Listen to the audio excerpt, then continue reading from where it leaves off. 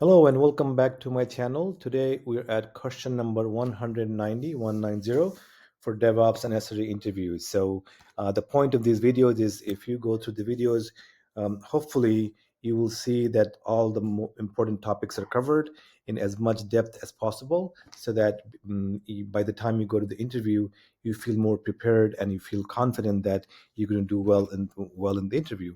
If you're new to the channels, please subscribe. That's nothing for you, but it's actually a big help to my channel. So I would really appreciate if you did do that. As you might know from my other videos that I did some research based on 35 job descriptions in LinkedIn. And these are the most important 15 topics I came up with based on how many times these words came up in the job descriptions. And the ones at the top, like cloud and AWS, are more important than the ones at the bottom.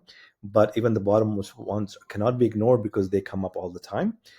So, but if you were spending time, of course, you should spend more time on the first 5 or 6 topics than the ones at the bottom. Okay, today we're at number 11, Kubernetes. That's our topic today.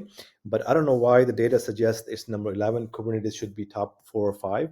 It is used almost in every company now for DevOps and for orchestration of containers, and it almost required skill for any DevOps or SRE roles these days. So definitely learn Kubernetes as much as possible before your interview.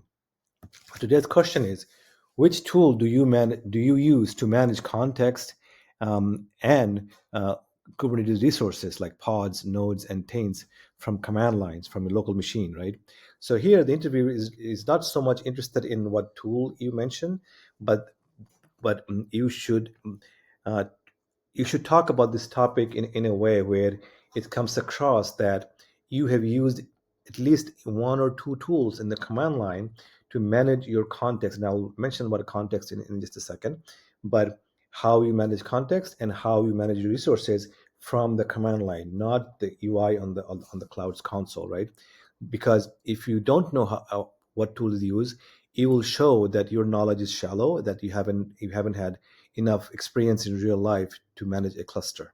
Okay, so before I move on to the answers, my career advisor, Floyd Spencer, he is giving away a 1 hour session free for anybody who's in the job market today. Please take advantage of that. I'm not financially affiliated with him, but he is very effective and very helpful to anybody who's in the job market. So yeah, please do take advantage of that. Okay, so first of all, what is the context? So if you look at the picture here, right, from your local computer, you might be managing 10 different clusters. So how do you switch between cluster number 1 and cluster number 2?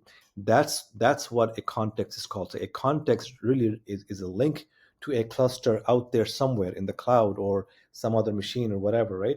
It's a link, an authentication to that cluster. So right now, if you look at the screen here, kubectx is the tool, that the open source free tool that you install on your local machine, that allows you to just go back and forth between these clusters. That's the idea. You authenticate with the clusters at one time, and then once you've authenticated, you can just simply say kubectx, and then I think the number that shows up on if you do kubectx, it will give you the number and the context, and then you just choose one or something like that. But anyway, that's the tool people use all the time in production to go between clusters to manage them.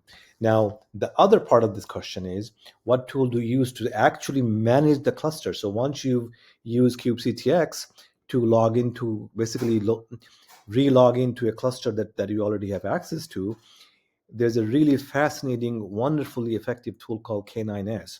It's command line based, but using little key shortcuts, you can look into pods, you can kill pods, you can do almost anything that you can do in the UI for Kubernetes.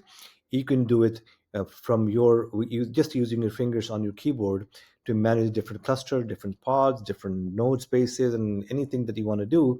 You can even look at logs from pods using this tool.